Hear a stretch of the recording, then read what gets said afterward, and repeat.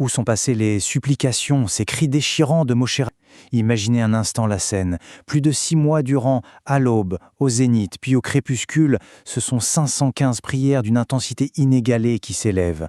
Le plus grand des prophètes implore le Maître du monde. Il supplie pour franchir le Jourdain, pour contempler de ses yeux la terre promise. Et pourtant, le décret reste scellé. La prière semble se fracasser contre une muraille céleste infranchissable. Alors on est en droit de se demander, est-il seulement concevable que le Créateur, le Père éminemment miséricordieux, jette ainsi au rebut les supplications d'une âme qui s'épanche avec tant de ferveur? Face à ce silence apparent, face à ce ciel qui semble soudain fait d'airain, une question vertigineuse, abyssale même, se pose pour l'être humain. Où vont tous ces mots? C'est une souffrance indicible, n'est-ce pas? Une frustration profonde qui, en réalité, traverse les âges et qui résonne avec une force toute particulière lorsque revient le jeûne de Tisha B'Av. Année après année, les larmes coulent pour la destruction, pour l'exil, et pourtant, l'exil demeure. L'esprit finit par vaciller. L'homme est tenté de croire que l'effort est vain et que sa voix finit par s'éteindre, là, tout simplement, dans le vide. Mais dans l'infinie profondeur de la pensée racidique, la réalité spirituelle est tout autre. Aucune larme ne s'abîme dans le néant. Jamais. La prière, voyez-vous, ce n'est pas une sorte d'interrupteur cosmique sur lequel on appuie pour obtenir un résultat immédiat. C'est une véritable architecture intérieure. Chaque mot prononcé, chaque soupir du cœur édifie patiemment une structure supérieure. Absolument aucune prière ne se perd. Elle agit, toujours, même si, bien souvent, notre intellect humain limité est incapable de le déchiffrer sur l'instant. Car au fond, le but ultime n'est pas d'obtenir ce que l'on réclame. La récompense suprême, c'est l'acte en lui-même. C'est le simple et sublime fait de se tenir debout, face au roi, et de renouer le fil intime de l'existence avec sa propre source. Et c'est très exactement ici que se dévoile un mystère bouleversant, subtilement caché dans notre calendrier sacré. Ce n'est absolument pas un hasard si la lecture de la Paracha Vaetranan, le moment précis où Moshe raconte sa supplication, suit immédiatement la grande désolation de Tisha B'Av. Au moment même où le désespoir menace de triompher face aux ruines, ces mots résonnent. Vaetranan el Hashem baet haï les morts. Et j'ai imploré l'Éternel en ce temps-là, en disant. Ce petit terme, les morts, en disant, il nous indique quelque chose de fondamental. Moshe ne priait pas seulement pour lui-même, il priait pour enseigner, pour transmettre aux générations à venir. Il priait pour inscrire à tout jamais dans l'ADN spirituel d'Israël cet art inestimable de l'obstination sacrée, ce refus absolu de l'abandon. Car voilà l'essence même de l'âme juive, forger l'espérance au cœur même du décret le plus sombre. Nos sages nous l'enseignent avec une immense clarté à travers les paroles éternelles du psalmiste « Kave el Hashem, chazak vayametz libere avec Kave el Hashem ». Espère en l'Éternel, fortifie-toi et que ton cœur s'affermisse. Oui, espère en l'Éternel.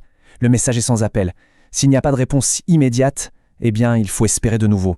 C'est un mouvement perpétuel, inépuisable. Moshe Rabbeinu savait pertinemment qu'un serment divin formel s'opposait à son entrée, et pourtant, il a continué à plaider. Il a continué pour nous démontrer que la foi transcendra toujours ce qui nous semble inévitable. Mais alors, demandons-nous, qu'est-ce qui a bien pu insuffler à Moshe cette audace inconcevable de plaider malgré une sentence divine déjà prononcée? L'étincelle de cet espoir, elle a jali au cœur de l'été, le 15 Av, tout Béav. En ce jour très précis, l'hécatombe dans le désert a soudainement cessé, révélant comme une faille lumineuse dans la rigueur absolue du décret divin. Et simultanément, la conquête des territoires de Sichaon et Og a commencé. Moshe en a déduit un principe d'une profondeur inouïe. Si la miséricorde est capable de percer l'obscurité d'un jugement aussi sévère, alors la porte de la prière reste entr'ouverte, même face à l'impossible. Et c'est ainsi que débute ce conte. Un conte, littéralement, vertigineux. Saviez-vous que la valeur numérique même du mot « Vaetanan » s'élève exactement à 515 ? Ce n'est évidemment pas une simple coïncidence. C'est le nombre précis, inlassable, des prières qui ont été récitées par le grand berger d'Israël. Depuis cette fameuse lueur d'espoir du 15 Av jusqu'au crépuscule de sa propre vie terrestre, à l'heure exacte de la prière de Mincha, le 7 Adar, 515 assauts de pure sainteté, frappant contre les portes du ciel. Mais pourquoi le Créateur décide-t-il de l'arrêter net à ce moment précis, lorsqu'il lui déclare « Assez » Rave l'arc. La clé de ce mystère insondable réside dans le nombre qui suit. La 516e prière. Celle-là aurait eu la puissance de briser définitivement les cadenas célestes, car ce nombre 516 correspond très exactement à 6 fois la valeur du nom qui incarne la rigueur divine, Elohim. Ce nom divin équivaut à 86. Or, 6 fois 86 nous donne très exactement 516. Cette ultime supplication aurait fait voler en éclats les 6 tribunaux de la justice céleste. Le Créateur a dû l'arrêter avant d'être, pour ainsi dire, contraint par la force inouïe de cette sainteté d'annuler son propre décret. Seulement, Au-delà de cette rigueur mathématique des mondes supérieurs, se cache une vérité d'une tendresse et d'une miséricorde infinie. Pourquoi Moshe devait-il véritablement rester à l'extérieur de la terre promise? Tout simplement parce qu'un berger authentique n'abandonne jamais, au grand jamais, son troupeau. Toute la génération qui était sortie d'Égypte ayant péri dans le désert, Moshe, par un amour absolu, s'est sacrifié et est resté couché dans ces mêmes sables à leur côté. Pour qu'à la fin des temps, lors du grand réveil de la résurrection des morts, ce soit lui, à nouveau, qui se lève pour les guider et les faire entrer, accomplissant ainsi sa sublime mission éternelle. Cette loi spirituelle inébranlable, celle qui affirme qu'aucune prière sincère ne reste jamais vaine, elle traverse toute l'histoire de l'humanité. Pensons un instant à l'imploration d'Abraham pour la cité pervertie de Sodome. Certes, la ville a finalement été détruite, mais l'humilité vertigineuse de sa supplication prononcée avec ces mots « Ve'anoki, afar va-efer, je ne suis que poussière et cendre », cette humilité s'est métamorphosée en un mérite éternel. En récompense directe, ses descendants ont reçu les cendres purificatrices de la vache rouge et la poussière sanctifiée du tabernacle. La prière n'a pas sauvé Sodome dans l'instant, c'est vrai, mais elle a immensément purifié l'avenir d'Israël. Et c'est ainsi que ce majestueux processus s'accomplit sans cesse, agissant silencieusement à travers l'épaisseur même du temps. Il y a cette histoire extraordinaire poignante de Cana Carniel, une enseignante dont la jeune élève avait soudainement été retirée de l'école. Durant 14 longues années, écoutez bien, chaque matin, cette enseignante récitait en secret le psaume correspondant à l'âge exact de cette jeune fille perdue de vue. Des décennies plus tard, c'est précisément la force spirituelle accumulée de ces psaumes silencieux qui, de façon totalement providentielle, a sauvé cette femme et son propre enfant du désespoir le plus total. L'action divine, voyez-vous, germe très souvent dans l'ombre discrète des années.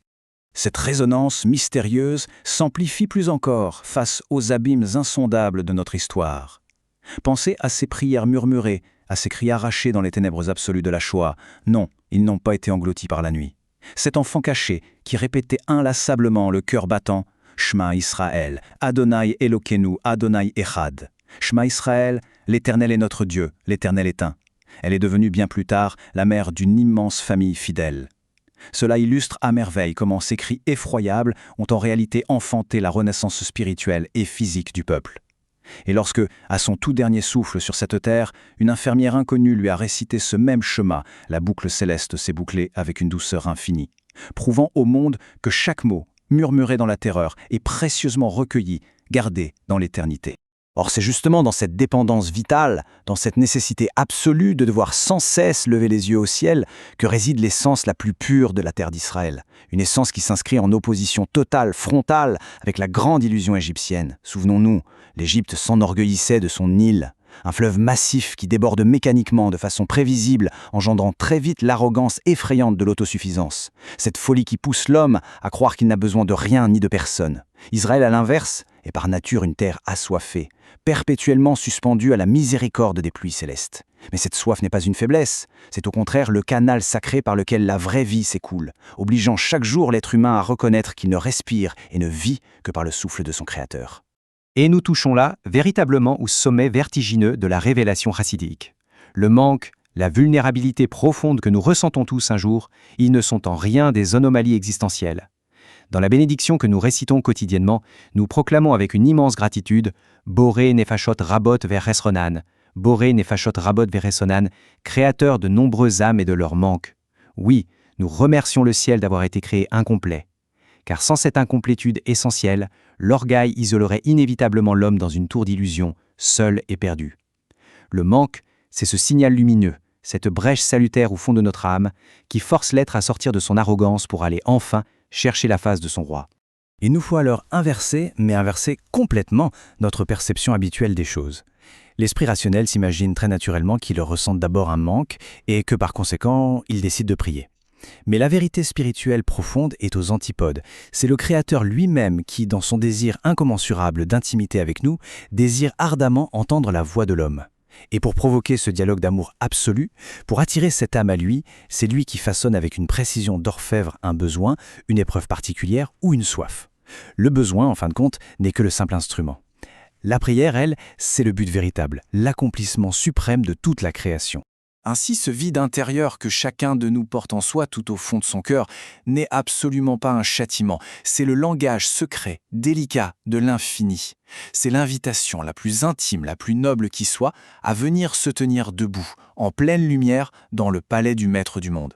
Si cette incomplétude est bel et bien la clé de notre propre élévation spirituelle, alors chaque silence apparent du ciel, chaque attente douloureuse exige de nous de sonder les profondeurs enfouies de notre propre âme. Face à l'immensité de ce mystère, la véritable interrogation demeure, suspendue dans l'air. Au cœur même de nos propres manques les plus profonds, quelle est aujourd'hui l'essence exacte de la prière que le roi de l'univers aspire ardemment à entendre de nous à cet instant précis ?